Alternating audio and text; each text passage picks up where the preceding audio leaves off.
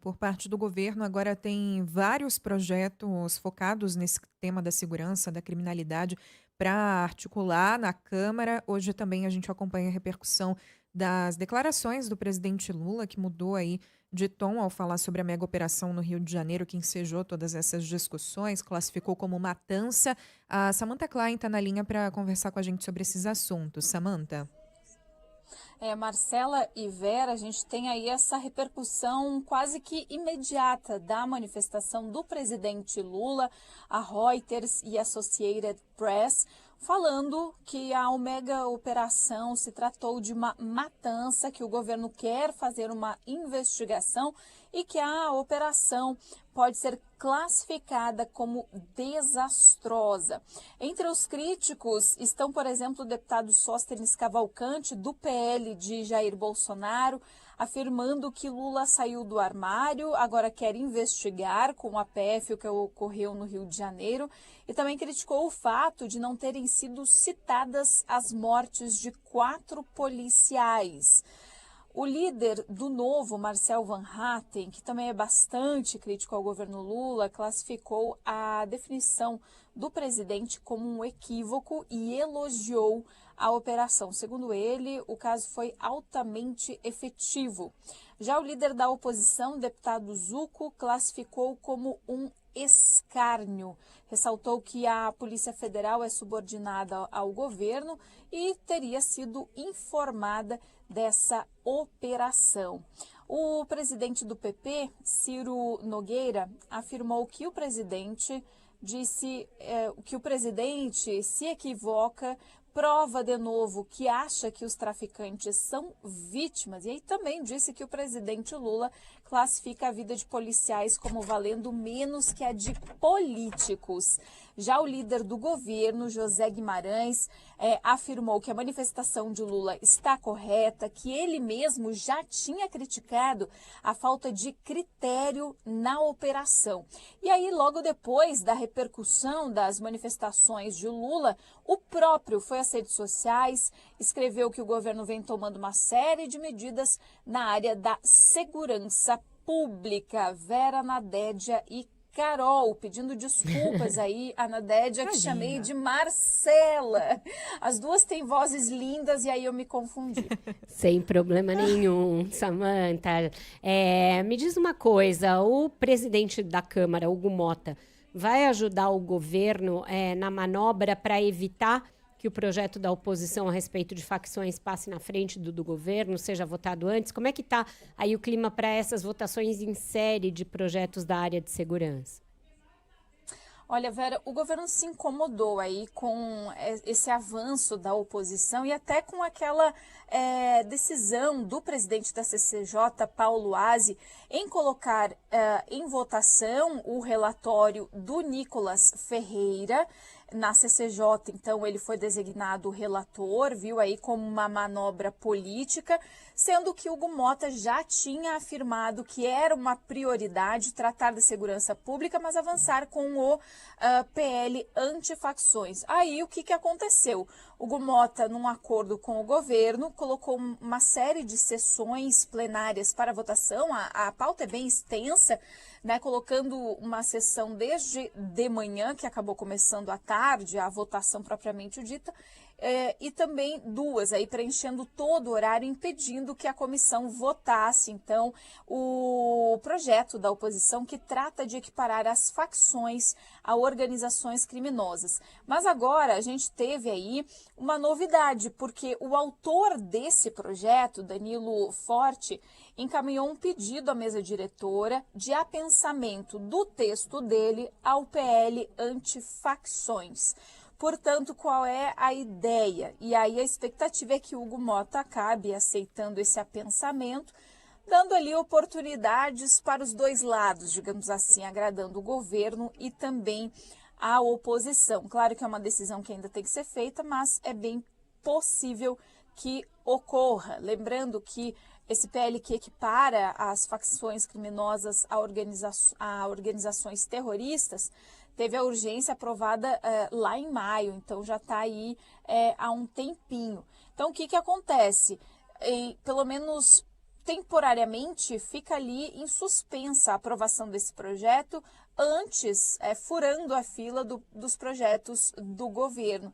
Inclusive, o líder do governo, José Guimarães, ele disse que a base vai seguir nessa mesma estratégia, barrando a votação do PL do terrorismo, mas se eles forem apensados, aí tem uma possibilidade deles serem apreciados de forma conjunta, envolvendo inclusive outros textos que já estão tramitando bem semelhantes aqui no Congresso Nacional, Vera. Obrigada, Samantha, pelas suas informações. Pois é, meninas, o governo ali vai ter que contar com alguma mãozinha do Hugo Mota para que consiga colocar o carro dele numa rodovia que está bastante congestionada e na qual a oposição chegou primeiro. Foi tanta demora para mandar esse projeto de lei antifacções, com aquela discussão bizantina, interminável, a respeito de se deveria ser projeto antimáfia ou não, se deveria conter uma agência de combate a essas facções ou não, que o governo perdeu um pouco o timing.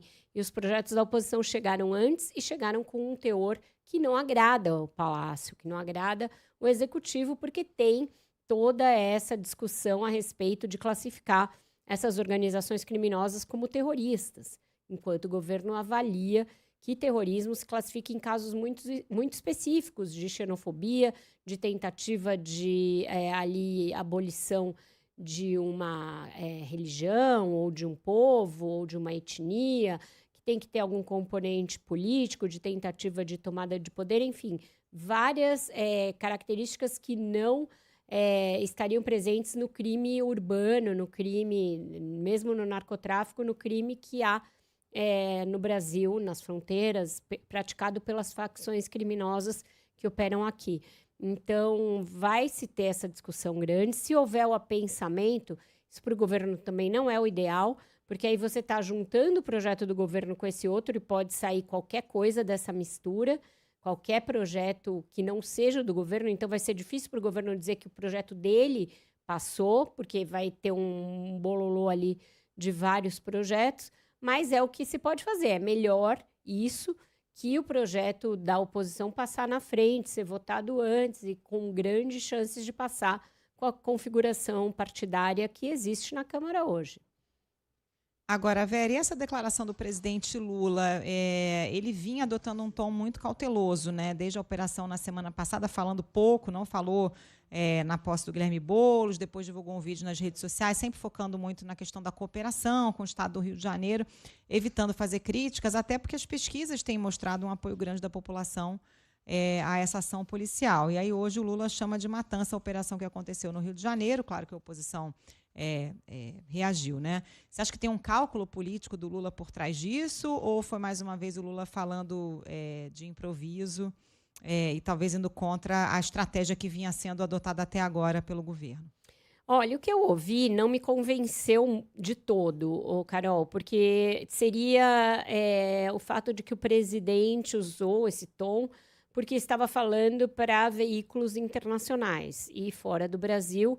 A repercussão do caso foi diferente dessa mostrada por pesquisas. Houve ali uma comoção, o Brasil ficou estampando manchetes como tendo, de fato, promovido algo parecido com uma matança, com uma chacina, e que, por isso, o Lula teria adotado esse tom. Acontece que essa explicação não dá conta do fato de que, obviamente, qualquer declaração que você dá para veículos daqui ou de fora tem uma repercussão enorme internamente. Não seria algo que ficaria restrito ao público externo e que não surtiria nenhum efeito para o eleitorado doméstico. Então, não me parece que, se foi isso, tenha sido acertado. Outras pessoas foram numa variação dessa mesma explicação, que ele fez isso porque está começando aí a chegar um monte de delegação para a COP, o Brasil como país anfitrião, o Lula vai encontrar alguns chefes de Estado, algumas lideranças políticas internacionais, e que, por isso, teria dado essa declaração para se descolar daquilo que a gente sabe, não é o que preconiza a esquerda, o que preconiza o PT em termos de enfrentamento à violência. Mas tudo isso cai por terra quando você pensa que o presidente ficou até aqui, quase uma semana, né, na verdade, quieto, sem falar, sendo orientado a não falar, justamente porque o assunto é muito espinhoso, ele contém muitas facetas, ele não é de simples entendimento e compreensão, ele não tem só uma camada de aproximação junto à população, e que, então, tudo que ele deveria falar deveria ser muito medido. Tanto que as palavras que ele usou naquele primeiro post que ele fez foram extremamente calculadas. Então, é todo um cálculo que acaba meio caindo por terra quando ele fala aquilo que ele pensa. Isso que ele falou hoje, provavelmente, é aquilo que ele pensa. E foi ali, não foi um sincericídio do nada, eu acho. Eu acho que foi muito premido por essas circunstâncias de ele querer se mostrar diferente da direita brasileira para um certo público que vai começar a chegar ao Brasil para a COP e um certo público que vai consumir as notícias e as entrevistas desses veículos internacionais.